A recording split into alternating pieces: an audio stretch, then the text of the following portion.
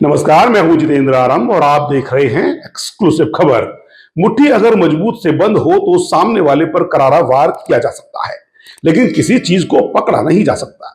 ये बात जैसे ही समझ आई, मुट्ठी फौरन खुल गई और हाथ उस ओर बढ़ गए जिसे पकड़ना था। आप सोच रहे होंगे दोस्तों कि इस मामूली सी बात का मतलब क्या है, तो जान लीजिए ये मामूली सी बात, ये मुट्ठी का खुलना, ये देश की सियासत में बड़ा बदलाव ला सकता है। प्रधानमंत्री नरेंद्र मोदी की कुर्सी भी हिला सकता है। यह काम इसी बजट सत्र में भी हो सकता है। 1 फरवरी को प्रधानमंत्री नरेंद्र मोदी की वित्त मंत्री निर्मला सीतारमण जिस बजट को पेश करेंगी, अगर वो मोदी सरकार उस बजट को सदन में पारित ही ना करवा पाए तो राजनीति की नई हलचल ने अब ये सवाल खड़ा कर दिया है। नरेंद्र मोदी की पार्टी बीजेपी तो पहले ही अल्पमत में है। अगर अपने तीसरे टर्म के पहले बजट सत्र में नरेंद्र मोदी की पूरी एनडीए सरकार भी अल्पमत में आ जाए तो कोई हैरानी की बात नहीं होने वाली, क्योंकि देश की सत्ता और प्रधानमंत्री की कुर्सी को पकड़ने के लिए विपक्षी गठबंधन से इंडिया नाम की अपनी मुट्ठी अब खोल दी है। और अभी तक सबसे आगे खड़ी कांग्रेस अब विपक्ष की सबसे बड़ी ताकत बनकर सबसे पीछे खड़ी होने की तैयारी में है। आज इस विषाद को भी समझेंगे और सत्ता के अंक गणित को भी समझेंगे। मोदी नहीं तो फिर प्रधानमंत्री कौन होगा और क्यों होगा, वो सियासी इक्वेशन भी जानेंगे। साथ ही ये भी देखेंगे कि नरेंद्र मोदी और अमित शाह अपनी सत्ता को बचाने के लिए क्या क्या तिकड़म लगा रहे हैं, क्योंकि सत्ता के एक बड़े युद्ध की रणनीति अब कांग्रेस ने बदल दी है। युद्ध की रणनीति में कई बार सबसे ताकतवर टुकड़ी को सबसे आगे लगाया जाता है, तो कई बार उसे बैकअप प्लान के लिए सबसे अंत में भी लगाया जाता है। देश में विचारधारा के सियासी युद्ध में अब विपक्ष ने अपनी रणनीति बदल ली है और 99 सीटों वाली कांग्रेस विपक्ष की एकजुट टीम के बैकअप के लिए उनके पीछे आ गई है। अब नरेंद्र मोदी की सत्ता में मौजूद 293 सांसद और कांग्रेस के 99 सांसद को हटा दें तो गैर बीजेपी और गैर कांग्रेसी विपक्षी सांसदों की संख्या हो जाती है 151। इस आंकड़े में जब आप कांग्रेस के 99 सांसद जोड़ देंगे तो तस्वीर देश की सत्ता बदलने की ताकत भी रखती है और देश की सूरत बदलने की भी। यह छोटी सी तस्वीर है आज की सियासत की। इंडिया गठबंधन की यह मुट्ठी जो अभी तक कसकर बंधी हुई थी, तो मौजूदा सत्ता पर करारी राजनीतिक प्रहार कर रही थी, जिससे सबूत है वक्फ बोर्ड और एक देश एक चुनाव जैसे नरेंद्र मोदी के हार्डकोर एजेंडे वाले विधेयकों का पारित ना हो पाना। विपक्षी ताकत के आगे एक देश एक चुनाव वाले बिल को पेश करने में ही मोदी सरकार के पसीने तक छूट गए। बिल सदन में रखने के लिए भी वोटिंग करानी पड़ी थी, जिसने ये साबित कर दिया कि इसके पारित होने के आसार बहुत कम है। यह तो इंडिया गठबंधन की मुट्ठी का कमाल था, लेकिन अब वक्त की जरूरत सत्ता पर विपक्षी प्रहार की नहीं, बल्कि हाथ बढ़ाकर सत्ता की कुर्सी खुद हाथ में लेने की है। इसीलिए वो मुट्ठी अब खुल गई है। वैसे भी इस बार नरेंद्र मोदी और विपक्षी दलों की एकजुट ताकत बराबर ही है।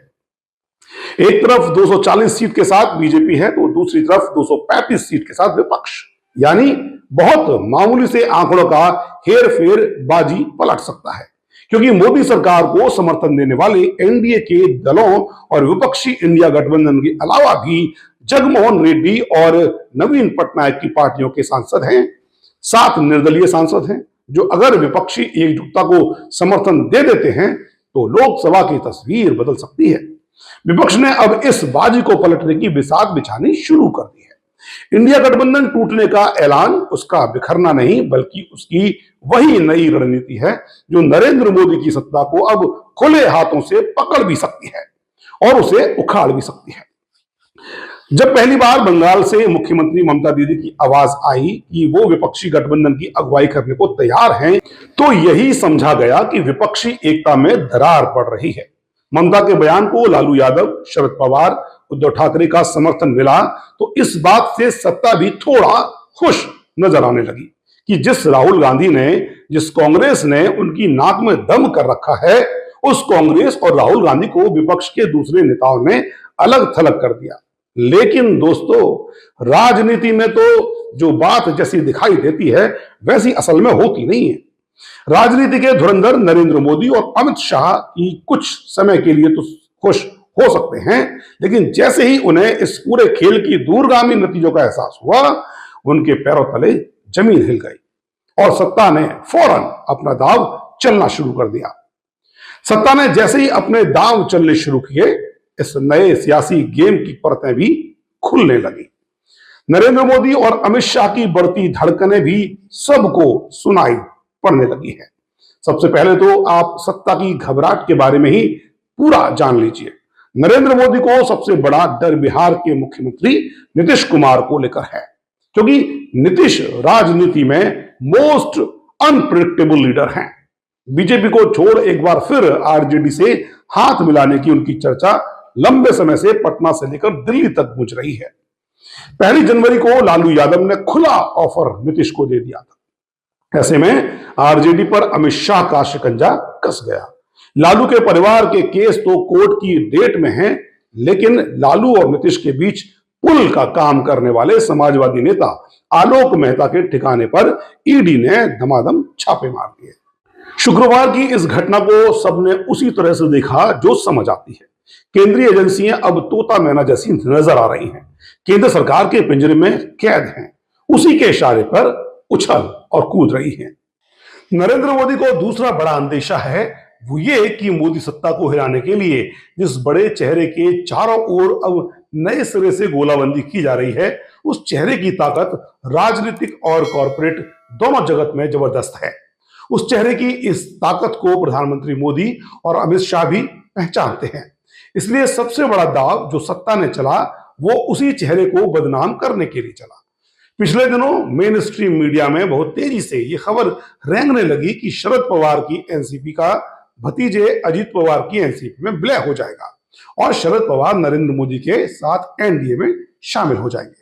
खबरें तो यहां तक चलाई गई कि शरद की बेटी सुप्रिया सुले मोदी कैबिनेट में भी शामिल हो सकती हैं।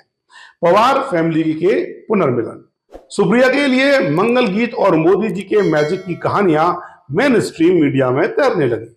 अजीत पवार गुट के नेताओं ने भी बहती गंगा में खूब हाथ धोए, बयान दिए। अजीत पवार की मां ने भी ईश्वर के सामने परिवार से एकजुट होने की प्रार्थना की, तो लगा कि महाराष्ट्र की राजनीति में बड़ा खेल होने वाला है। लेकिन शरद पवार की पार्टी के नेताओं से इस पर पूछा गया तो हर नेता ने कैमरे के सामने इसका ताकत के साथ खंडन किया और सत्ता के दांव की पोल खोल गई। मीडिया की ओर से मोदी सत्ता के लिए गढ़ा जा रहा नैरेटिव अब पूरी तरह ढह गया।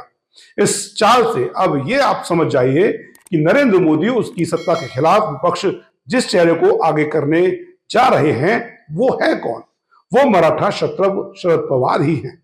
80 और 90 के दशक में लेफ्ट के नेता हरकिशन सिंह और सुरजीत कद जैसा कोई अगर नेता है जो हर पार्टी में सर्वमान्य हो, हर बड़ा नेता उसकी इज्जत करता हो, वो है शरद पवार।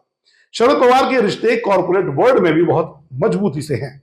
हालांकि शरद पवार ने हाल ही में आरएसएस की तारीफ कर एक नया मोड़ भी दे दिया था, लेकिन उन्होंने संघ की तारीफ संगठन, उसके काम करने के तौर तरीके और स्वयंसेवकों के जज्बे को लेकर किया था। एनसीपी कार्यकर्ताओं को सीख लेने के लिए आरएसएस का हवाला दिया था। उनकी बातों को अगर इस लिहाज से समझा जाए तो 84 की साल में उम्र में इसमें अपने अनुभव और मैनेजमेंट के टैलेंट से वो एक राजनेता के अंतिम लक्ष्य यानी कि प्रधानमंत्री की कुर्सी तक पहुंच सकते हैं। शरद पवार के समर्थन में ममता दीदी से लेकर स्टालिन तक ही नहीं है, नीतीश कुमार और चंद्रबाबू नायडू तक आ सकते हैं। यही वो डर है जो नरेंद्र मोदी और अमित शाह को खाया जा रहा है।